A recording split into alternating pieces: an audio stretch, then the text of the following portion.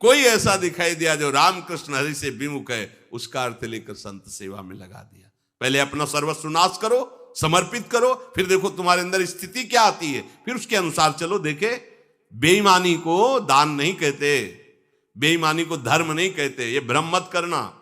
कभी ऐसा दान भी मत करना, नहीं तो दुर्गति से बच नहीं सकते कि हमने अमुक रुपए कमाए पापाचरण से, चलो संतों का भंडारा कर देते। सैकड़ों संतों की बुद्धि भजन से बिलक करने का जो पाप होगा तुम भोग नहीं पाओगे। मत देना कभी संतों को, जो तुम्हारा पाप का कमाया हुआ धन हो, कभी मत देना संतों को। उन्होंने जीवन अर्पित किया प्रभु के लिए। अगर तुम्हें पवित्र होना है तो प्रणाम करो, उनकी बात मानो, इसी से तुम्हारा मंगल हो जाएगा। और धर्म से यदि कमाया है, 4 रोटी है, 1 दे दो, मंगल हो जाएगा। बात इस तरह से। सत्संग का फल सीधा भगवत स्वरूप में स्थित होना, प्रपंच का बढ़ावा देना नहीं। अगर अपनी वासना को अंदर रख करके बोला जाता है वो हम खुद असत्य में स्थित हैं, तो क्या सत्संग? जब तक श्री हरि की निष्ठा नहीं और हरि का प्रभाव सामने, साधु सोई जो विषय छुड़ावे। सत्संग हरि भक्ति में दृढ़ करता है। सत्संग से विवेक, विवेक से वैराग, वैराग से अनुराग क्रम है। बिन विवेक वैराग भक्ति बिन सत्य न एको मानो, भगवत विमुख कपट चतुराई सो पाखंडे जानो। आज हमें पाखंड प्रिय लगता है। नाटक ड्रामा करके हम जितना लोगों को रिझा लें उतना बस।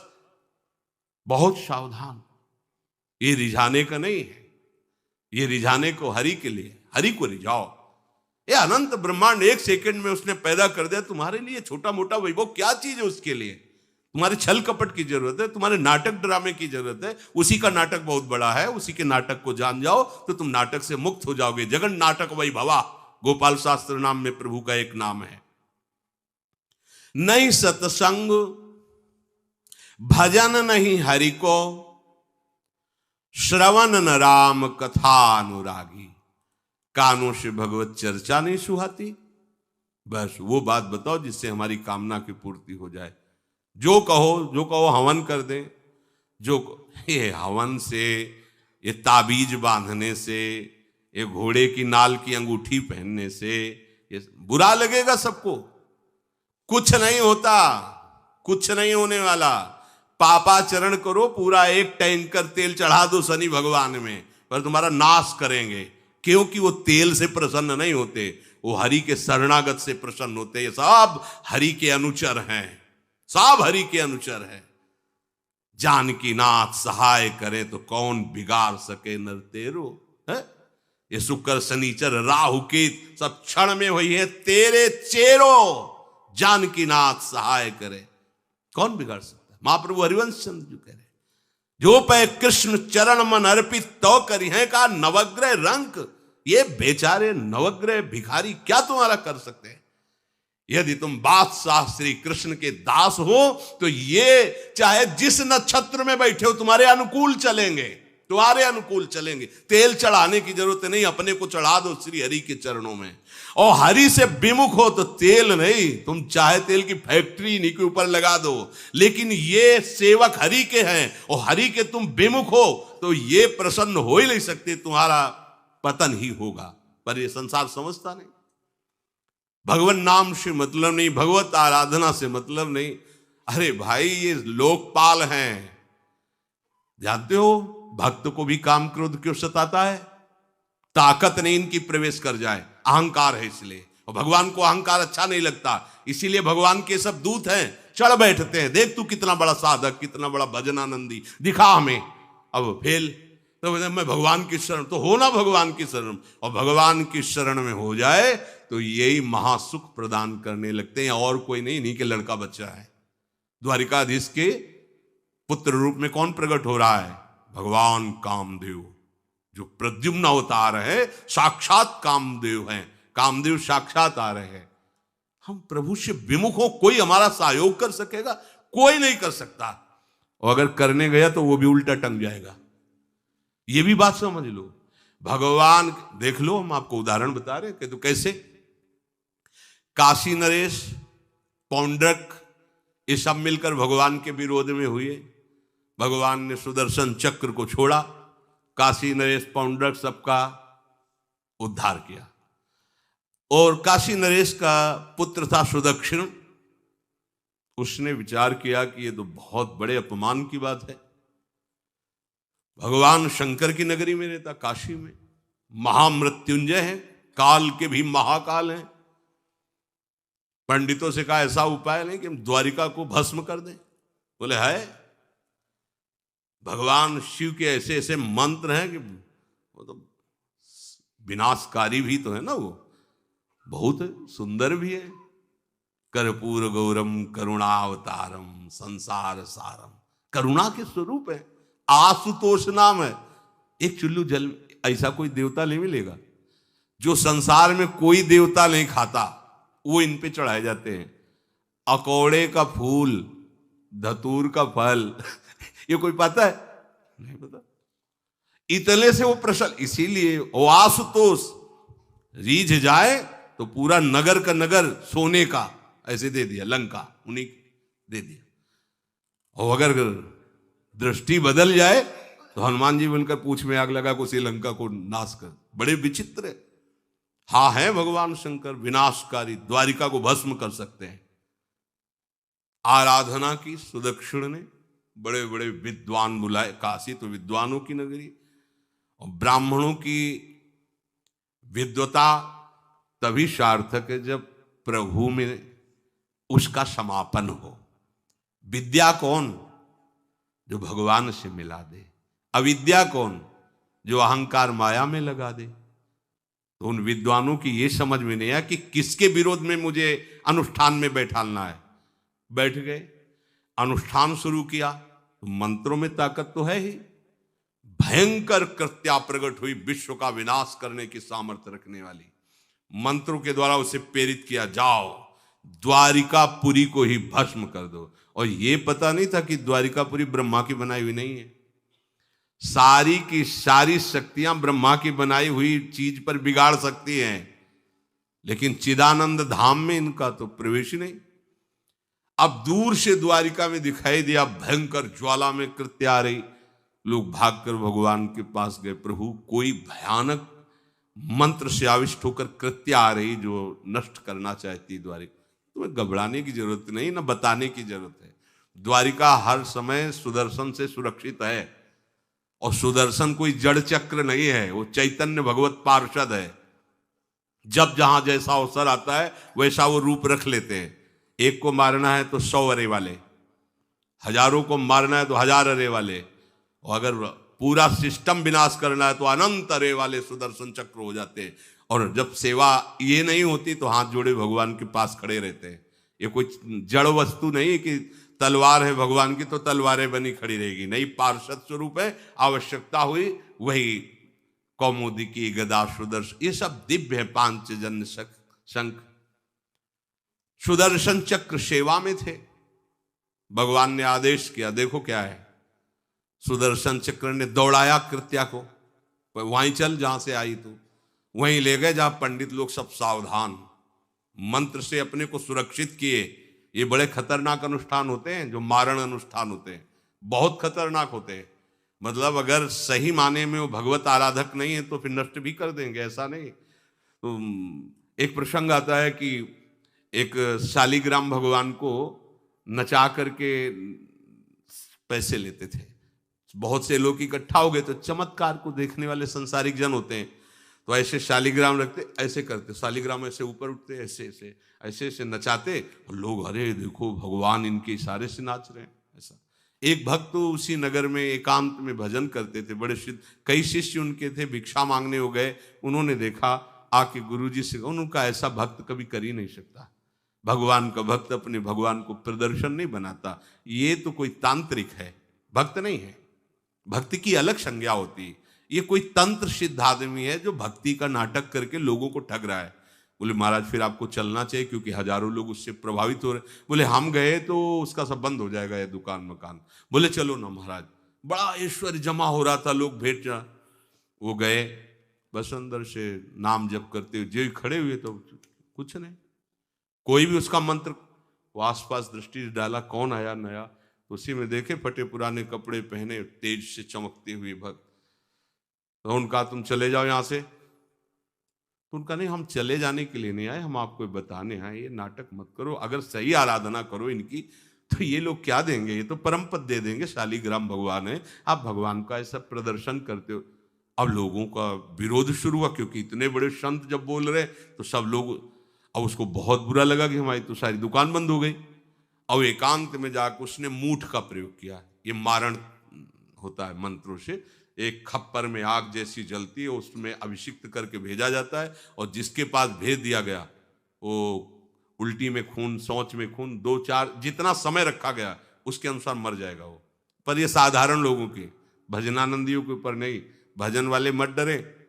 साप ताप रोग शोक, किसी का श्राप भी आपको छू नहीं सकता, कोई ताप, कोई दोष, कोई रोग, कोई मारण, कोई मूठ, किसी की सामर्थ्य नहीं। राधा राधा राधा, जिनके चरणों में सुदर्शन चक्र बसता है वो है किशोरी जी, जो लाल जो हाथ में रखते हैं ना, श्री जी के चरण चिन्हों में सुदर्शन चक्र है।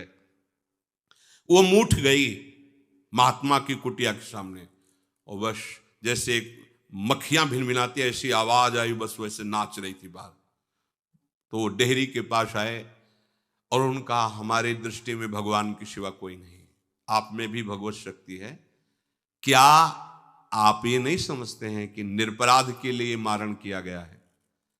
हमारे में सामर्थ्य है, हम आपको अभी नष्ट कर सकते हैं।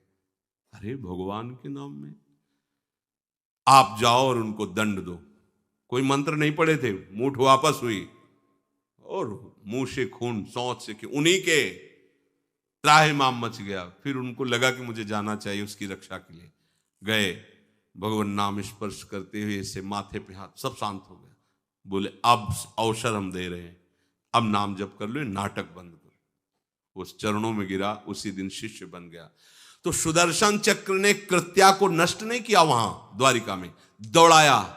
जब काशी पहुंची, काशी भगवान विश्वनाथ जी के त्रिशूल में बसी हुई है और शिव की दृष्टि से सुरक्षित है। जो वहां श्रद्धा पूर्वक वास करे उसका मोक्ष अनिवार्य है, तारक मंत्र देकर शिव करते हैं। पर उस कृत्या को सुदर्शन ने नष्ट किया, और जितने ब्राह्मण थे सबका राधे राधे, और पूरी काशी में आग लगा दी। तो विश्वनाथ जी मुस्कुराए, नाराज थोड़ी, क्योंकि विश्वनाथ जी ने कह दिया था यदि ब्राह्मण विरोधी कोई है तो हमारा ये मारण काम कर जाएगा। और उनको ये समझ में नहीं आया कि नमो ब्रह्मणे देवाय भगवान का नाम है, वो जानते थे। तो कोई भी भगवत विरोध भाव लेकर के किसी भी देवता की आराधना करके कुछ नहीं होने वाला, किसी भी देवता। एक तांत्रिक बहुत वो संतों को परेशान करता था, धर्म सम्राट स्वामी श्री करपात्री जी महाराज, ये बहुत पुरानी बात नहीं है। उन्होंने, संतों ने आगे बताया कि बहुत अपमान कर देता है। उन्होंने कहा ठीक है, गए, हाँ भाई शुरू हो जाओ तुम, जितना तुम्हारे पास तंत्र है हम एक भी मंत्र नहीं बोलेंगे, दंड लिए हुए हम एक भी मंत्र नहीं बोले, हम केवल खड़े हैं, तुम प्रयोग करो। वो जो उसके तंत्र के प्रयोग, नारायण नारायण नारायण नारायण, कुछ नहीं बोले। अब हम प्रयोग करें तो उठा, साष्टांग दंडोत हुआ। बोले आप धर्म सम्राट करपात्री जी हैं क्या? क्योंकि इतनी सामर्थ्य केवल उन्हीं में है जो मुझे रोक सके दूसरे। बोले बंद कर दो, दोबारा शिकायत नहीं आनी चाहिए हमारे पास। तंत्रों में बड़ी सामर्थ्य होती है, लेकिन भगवान में अनंत सामर्थ्य होती है, अनंत सामर्थ्य होती है। इसलिए हमें कभी भी प्रभु से विमुख होकर कोई भी देवता बचा लेगा ऐसा सोचना भी नहीं, कि हम किसी की आराधना करके, ऐसा नहीं, वही आपको नष्ट कर देगा। भरत जी को, जड़ भरत जी को पकड़ ले गए जो चोर लोग थे, दस्यु लोग। उन्होंने देवी जी को कहा, बड़ा भ्रम है यार, वो जगत माता है, अम्मा है सारे जगत की, और बकरे की बलि दे लेते, उनका बच्चा बकरा नहीं हुआ क्या? जब जगन माता है, जगदम्बा है, जगद अम्बा है वो, तो क्या ये छोटे छोटे जीवों को जो बलि देते हैं, क्या उनको ये पता नहीं कि ये उनकी अम्मा है? उनके सामने काट रहे हो, मां तो मुझसे प्रसन्न होगी। काट लो, अभी अवसर आएगा तब तुम्हें पता चलेगा। अब वो जो पकड़ के लाया गया था मनुष्य बलि के लिए, तो वो दस्युराज एक बाजार सी लगी थी, उत्सव मनाया गया, उसे कहा गया था जो मनावे सो खाओ। तो जहां जाता अच्छे अच्छे पदार्थ खाता। तो दुकान वाले ने खा ले, थोड़ी देर बाद गड़ासा चले करते। बोले क्यों? तो बोले तुम्हें पता नहीं क्या? बोले नहीं। बोले बलि के लिए लाए गए हो। अब तो जलेबी मुंह की मुंह में रह गई। इसके बाद गड़ासा चले, आसपास देखा तो रक्षक इधर उधर थे, भाग लिया। अब रक्षकों ने देखा कि वो तो है ही नहीं। अब उनको बड़ा भय लगा। अब वहां कोई फोटो थोड़ी खींची गई थी कि बलि किसकी चढ़ानी है। अब वो भागे। महाराज बैठे थे पद्मासन में, जड़ भरत जी ब्रह्माकार वृत्ति, इन्हीं को पकड़ ले गए। बढ़िया तगड़ा तंदुरुस्त है। और दस्युराज ने कहा बलि का जो वो लाया गया, हाँ महाराज, अष्ट देख के प्रसन्न हो गया। तेजो में हष्ट पुष्ट ब्रह्माकार वृत्ति इनकी। बोले स्नान करवाओ। सालों से स्नान नहीं हुआ तो को उपटन लगा के स्नान कराया। खीर पुआ रबड़ी रसगुल्ला सामने भोग लगाओ, दबा के खूब खीर पूरी रबड़ी पाई। अब वो तो भगवान के प्रेमी भक्त है, ब्रह्माकार स्वरूप है, अपने स्वरूप में स्थित है। इसके बाद तिलक लगाया। बोले गर्दन झुका। भरत जी अंदर से कह रहे खीर खाया ना, अब गर्दन भी झुका, गर्दन भी कटेगी। भक्त की गर्दन यदि श्रद्धा से झुके तो ठीक, अगर जबरदस्ती से झुका दिया तो तुम झुकाने लायक नहीं रह जाओगे, भी ध्यान रखना। क्योंकि ये गर्दन अब गर्दन नहीं, ये किसी और की शान बन चुकी है। भक्त की गर्दन किसी की शान है और वो उनकी शान है जो सबकी जान है। देवी जी की मूर्ति में आग लग गई, दाह शक्ति पैदा हो गई। जे ही जड़ भरत जी का शरीर ऐसे किया, फाड़ करके मूर्ति भद्रकाली प्रकट हो गई। और जो गड़ासा काटने उसी को उठाया, काट काट के उन्हें दस्युराज से लेकर समस्त सांप को काट करके खून की होली खेल दी। भरत जी ने देखा जब कोई काटने वाला नहीं है तो बोले ठीक है अब चलो पचाने के लिए टहलते हैं, थोड़ा खीर पुआ खाया, चल दिए, कोई रोक। देवी जी से एक बार भी लिखा कि मां बड़ी कृपा है। जो भगवान का भक्त है वो दूसरे की कृपा भी नहीं मना सकता। नहीं, एक बार भी मुड़कर ऐसा प्रसंग नहीं आया कि देवी जी के देख बड़ी रक्षा कर, कुछ नहीं। प्राण जाने पर कोई भय नहीं, रक्षा होने पर किसी की स्तुति नहीं, अपने मंगल विधान। हरि आश्रय, सत्संग हरि आश्रय देता है, बहुत बड़ा बल हरि है, मान लो। एक दिन आपसे कह रहे थे कि जब आपने देखा नहीं उनको, उनसे बात नहीं हुई, और आप उनके जनों से बात सुनकर उनकी तरफ चल पड़े, इस बात से हरि आपके ऋणी हो जाते हैं। भगवान इसी बात से ऋणी हो जाते हैं। बस ये बात आप हृदय में बैठा लीजिए। जैसे लोग प्रश्न करते हैं ना कि हमने भगवान को देखा नहीं, भगवान को हम कैसे, किसी की बात तो मान लो ना। आप मान लो, वो तो आपके अंदर भी बैठे हुए हैं, वो आपको इतना प्यार देने लगेंगे। जहां कोई सहायक नहीं होगा वहां हरि आपको दिखाई देंगे, देख लेना। बिगड़ी ऐसे क्षण में बन जाती है, ऐसा लगता है गला कटा तो वो तलवार गले तक आएगी, हार बनकर सुगंधित फूल बन जाएगी, पर गले तक आने आने तक तुम्हारी निष्ठा देखी जाएगी। नहीं नहीं, बस मेरे हरि का यही विधान, वो आते आते हार बन जाएगी। वो तलवार तुम्हारा गला नहीं काट पाएगी, क्योंकि गले में हरि नाम चल रहा है। मान लो हमारी महालक्ष्मी चरण चापती रहती, क्या चाहिए तुम्हें, क्या चाहिए?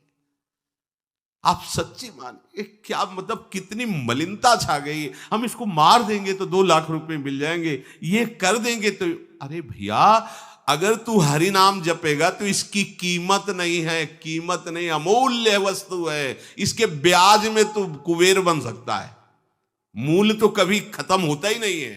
ब्याज में तू ब्रह्मा बन सकता है, बनना तो चाहे। भक्तजन तो कहते हैं नहीं चाहिए मुझे ब्रह्मा का पद, परमेष्ठी पद, नहीं चाहिए सम्राट पद, नहीं चाहिए योग की सिद्धियां, मुझे प्रभु आपकी दास्ता चाहिए। ये बात कितना महासुख होगा उस भक्त को जो इन बातों को कह रहा है नहीं चाहिए मुझे, मोक्ष सुख नहीं चाहिए। वो ऐसे थोड़ी कह रहा है, श्रद्धा से नहीं कह रहा, अनुभूति से कह रहा है मुझे नहीं चाहिए ये सब। इनमें वो सुख नहीं है जो आपके चरणों के समीप रहने में सुख है। नहीं सत्संग भजन नहीं हरि को, श्रवण न राम कथा अनुरागी, सुत बीत दार भवन ममता निसि सोवत अति न कबहु मति जागी। अरे तेरी बुद्धि सो रही है, जगा दे। पुत्र में, रुपया में, स्त्री में, मकान में, इसमें सबकी ममता होती है, सबकी, जितने सृष्टि में पैदा हुए हैं। केवल सत्संगी की नहीं होती। जो असली सत्संगी है उसकी ममता प्रभु के चरणों में होती है, क्योंकि वो जानता है सब रूपों में प्रभु ही है, ये सब पसारा प्रभु का ही है, इसलिए ममता उसकी प्रभु के चरण। एक अहमता ममता ये जग में है दुख जाई, ये जब श्री जी की ओर लगे तो होत परम। जाग जा, बिना जागे दुख दूर नहीं हो सकता। जैसे स्वप्न में हम देख रहे हैं कि समुद्र में डूब रहे हैं, अब जागृत में आसपास सैकड़ों नाव लगा दें तो बच जाएगा क्या वो? क्योंकि वो तो सो रहा है और वो स्वप्न में देख रहा है। अब हम नाना प्रकार के तैराकों को बाहर तैनात रखें तो उसको कोई सुख मिलेगा क्या? क्योंकि वो स्वप्न में। उसको अगर सुखी करना है तो एक ही उपाय, जगा दे। जगा दो तो ना समुद्र रह गया ना डूबना रह गया। ऐसे ही संसार में मोह से ऐसे ग्रसित जीव हैं, भाई इतना ही सुखचार है, और उसी स्वप्न में वो दुख से निवृत्त होना चाहते हैं। अब हम बाहर से उनकी कामनाओं की पूर्ति करने वाली बात करें तो क्या वो सुखी हो जाएंगे क्या? इसीलिए कोई साधु जो भगवत मार्ग का पथिक है वो कभी सपोर्ट नहीं करेगा जाओ ऐसा। वो जाओ ऐसा ही है जैसे उस स्वप्न में समुद्र में डूब रहा है, बाहर से हम जल जहाज नाव तैराक सब लगा रहे हैं, लेकिन वो नहीं सुखी होगा, क्योंकि उसके सुख का कारण तब बनेगा जब स्वप्न हटे। स्वप्न तब हटेगा जब वो जागे। जो सपने सिर काटे कोई, बिन जागे दुख दूर न होई, तो उसको जगा दो। साधुजन क्या करते हैं? जगा देते हैं उसको। जागो, कहां मोह निशा सब सो अनिहारा, देखे स्वपन अनेक प्रकारा, यही जग जामिन जागे जोगी। योग भगवान से जो तुमने वियोग कर रखा है, तुम जगो। जे ही जगोगे तो जे ही जाने जग जाए हेराई, जागे जथा स्वपन भ्रम जाई। कोई नहीं यहां। एक कल श्लोक, मत्तः परतरम नान्यत किंचित अस्ति धनंजय, मेरे सिवा कोई नहीं। ये कब पता चलेगा? जागने पर। तो हमें ये बहुत कुछ दिखाई दे रहा है, स्वप्न है। उमा कहूं मैं अनुभव अपना, सत हरि भजन जगत सब सपना। तो बोले तुलसीदास हरि नाम सुधा तजी, सठ हठ पियत विषय विष मांगी। अगर कहीं संतों के पास भी गए तो क्या मांग रहे हैं? हठ करके विषय विष मांग रहे हैं। वो आत्मदेव नाम के एक ब्राह्मण थे, सब कुछ समृद्धि थी, संतान थी नहीं, बड़े दुखी गृहस्थी में। हमारा कुल चलाने वाला होना चाहिए, बड़ा भ्रम बैठा हुआ है। हमारा कुल चलाने वाला नहीं तो सब बेकार, जीवन ही बेकार हो गया। बिना गुरु के यदि शास्त्र पढ़ोगे ना तो भ्रमित हो जाओगे। स्पष्ट लिखा, पुत नाम के नरक की उसको प्राप्ति होती जिसके संतान नहीं होती। अब तो गृहस्थ में बेचारा पड़े परेशान। उन्होंने सोचा इससे अच्छा है आत्महत्या कर लें। बहुत संतों के पास जाकर के यज्ञ करके सब अपनी कामनाओं की पूर्ति चाहते, दान पुण्य दे करके। उसने भी जितना उपाय हुआ किया, नहीं हुई संतान। मरने के लिए जंगल में उधर से एक सन्यासी जी आ रहे थे, देखा साधु तो ब्राह्मण तो थे, उठे प्रणाम किया, देखा उनको उदास क्यों हो? उनका महाराज उदास ही नहीं, मैं तो आत्महत्या करने आया हूं यहां जंगल में। अरे ये तो महापाप है, आत्महत्या तो बड़ी दुर्गति का कारण है। बोले महाराज अगर आप बचाना चाहते हो तो आप कृपा करो। क्या क्या चाहते हो? बोले हमारे पास सब कुछ है, बेटा नहीं दोगे तो हमारा जीवन बेकार। तो उन्होंने अंतर्दृष्टि से देखा और कहा 7 जन्म तक तेरे पुत्र नहीं भाग्य में तेरे लिखा है। तो उसने कहा फिर तो अभी मरते, आत्महत्या करते। हम 7 जन्म की बात, हम 7 दिन नहीं जिएंगे, हमें पुत्र चाहिए। संत का दयालु। देखो जिनके पास तपस्या और भजन का धन होता है, जब भगवान अधीन है तो कुछ भी कर सकते हो, कुछ भी कर सकते हैं। प्रारब्ध मिटाना कोई बड़ी बात नहीं। प्रारब्ध जानते हो, कोई देवता थोड़ी है, तुम्हारा पीछे का किया हुआ कर्म है। और इधर जोर का भजन है, भजन के प्रभाव से कर्म को नष्ट करने में देर थोड़ी लगती है। ये तो अच्छे शुभ कर्म करो तो तुम्हारा प्रारब्ध बदल जाएगा। भजन का प्रयोग प्रारब्ध बदलने के लिए थोड़ी है।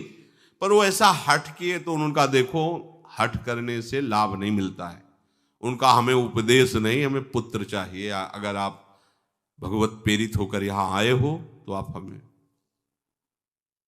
तो उन्होंने तपस्या के बल से फल की रचना की और कहा जाओ अपनी पत्नी को ये फल पवा दो और इससे निश्चित पुत्र होगा।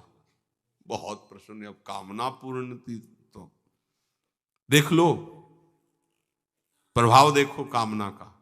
प्रसन्न हुए आए, धुंधुली नाम था उनकी पत्नी का, नाम भी बहुत बढ़िया था, धुंधुली। वो कहा कि देखो ये फल खा लो, तुम्हारी संतान हो जाएगी। बहुत मीठी बात बोलती थी, मृदुभाषी, कपट हृदय, अलग अलग क्षेत्र होता है, हृदय कपट और मुख में मीठी बात। बहुत संभल के व्यवहार करना चाहिए ऐसे लोगों से। मधुरिया बानी, मीठी, क्या मृदुभाषा। नहीं प्रीतम, आप चिंता मत करो, फल ऐसे थोड़ी खाया जाता है, नहा धो के पवित्र होके फिर। हाँ उनका ये बात, तो आप अपने काम में लगो, हम पा लेंगे ऐसा। अब आपको विश्वास है ना? बोले विश्वास तो है, इसमें क्या विश्वास, आप भी तो चाहती ना पुत्र हो। बोले हाँ। वो जो ही गए सो अपनी बहन को बुलाया और कहा सुनो, अभी तो हम 4-5 रोटी कढ़ी चावल सब पा लेते हैं, पूड़ी खीर पुआ। गर्भ रहेगा तो पेट तो उसी से भरा रहेगा, तो हमारा भोजन रुक जाएगा। बोले हाँ ये तो बात है। जब पेट बढ़ेगा, अगर घर में आग लग गई तो फिर हम भाग नहीं पाएंगे, तो हम जल जाएंगे। ये निगेटिव सोच वाले लेते। और पंडित जी तो इसी बात में लगे हैं कि गर्भ रह जाए तो क्या करें, तुम्हारा हम खाएंगे तो है नहीं पक्की बात, पर करें तो क्या करें। पंडित जी को कैसे समझो? उनका देखो एक बात है, हमारे गर्भ है, हमारे कई लड़के हो चुके हो, गरीबी है ही है हमारे यहाँ, तुम कुछ पैसा दे देना और ये नाटक करना कि मैं गर्भवती हूं, बच्चा समय होने पर हम पहुंचा देंगे, हम घोषित कर देंगे हमारा बच्चा मर गया। तो पंडित जी को तुम नाटक में बताते रहना कि गर्भ है, बच्चा हो जाए। पंडित जी कह देना बच्चा हो गया है, तो बोले दूध पिलाने की समस्या आएगी। तो बोले ये तुम कह देना कि पहला पहला बच्चा है, हमारे वक्षा स्थल में दूध नहीं, हमारी बहन का था तो मर गया बच्चा, तो उनको बुला लेती तो बात बन जाएगी, बढ़िया बात हो गई। परीक्षा के लिए फल गाय को खवा दो, गाय को खवाया। ठीक समय पर गोकर्ण जी प्रकट हुए, दिव्य तेजोमय बालक, कान केवल वो गाय के, बड़े ही विद्वान और भगवत भक्त संत के द्वारा। कहा था 7 जन्म तुम्हारे भाग्य में, बच्चा नहीं तो नहीं है, देखा गाय के हो गोकर्ण जी प्रकट हुए। उधर उनके जो बच्चा पैदा हुआ वैसे ही नाटक के द्वारा पहुंचा दिया गया, वैसे ही पूरा जैसा पहले पक्का हुआ। अब उसने कहा कि हमारे तो स्तनों में दूध नहीं, हम अपनी बहन को बुला लें, उनका बच्चा मर गया। हाँ हाँ हमारा बच्चा स्वस्थ होना, आप बुला लो, उसको हम धन भी देंगे, वो हमारे बच्चे की सेवा कर। अपने नाम से जोड़ करके उसका नाम रखा धुंधकारी, धुंधुली और धुंधकारी, अज्ञान का साक्षात स्वरूप। और जैसे ही वो अवस्था बढ़ती गई तो उसके पापाचरण बढ़ना शुरू हुए। बच्चों के साथ खेलता, खेलते हुए बच्चों को उठा लेता और कुएं में डाल देता, मतलब घोर अत्याचार। गोकर्ण जी हर समय भजन साधन शास्त्र स्वाध्याय। जब और बड़ा हुआ तो माता जी को अपने डंडों से रोज पूजन करता, पिताजी को गाली लात थप्पड़। पिताजी तो रो पड़े, गोकर्ण जी से कहा कि बेटा हमारी गाय से प्रकट हुए पर भरोसा आप ही का है, बचा सकते हो। तो बोले पिताजी जाओ यहां से, भाग जाओ यहां से, एकांत जंगल में जाकर भगवान श्री हरि का भजन करो। उन्होंने 2 श्लोकों में उपदेश किया। दूसरा श्लोक ये, धर्मम भजस्व सततम त्यज लोक धर्मान, सेवन सदा साधु पुरुषं जहि काम तृष्णाम, अन्यस्य गुण दोष चिंतन मास मुक्त्वा, सेवा कथा रस मोहो नितराम पिबत्वम। हे पिताजी, अब तुम लोक धर्म का त्याग करके भागवत धर्म को स्वीकार करो, एकांत में जाकर साधु महापुरुषों के संग से उनके उपदिष्ट उपदेश के अनुसार आचरण करो, प्रभु की लीला कथा सुनो, ना कोई कामना ना कोई तृष्णा, किसी के गुण दोष का वर्णन मत करना और सदैव भगवत सेवा भावना में रहना, इसी जन्म में तुम्हें भगवत प्राप्त। वो तो उधर गए, इतनी पिटाई की उसने माँ की, माँ कुएं में गिरकर आत्महत्या कर ली। फिर तो मनमानी आचरण, कुछ वैश्याओं को रखा और चोरी करके लाया। वैश्याओं ने सोचा किसी दिन पकड़ा जाएगा ये और हम, तो उसके हाथ पैर बांध दिए, चारपाई में ला के मुख में अंगार डाल, वो मरा भयानक प्रेत। कामना ने क्या किया? सर्वनाश। किसी को हरि विमुख होकर कभी सुख मिल सकता है? आप संतों के पास जाइए, अपनी कामना रखिए। हम ये नहीं कहते कि कामना तुम त्याग पाओगे, कामना रखिए, भगवान के पास जाइए, अपनी कामना रखिए, क्योंकि आप कामना से युक्त हैं।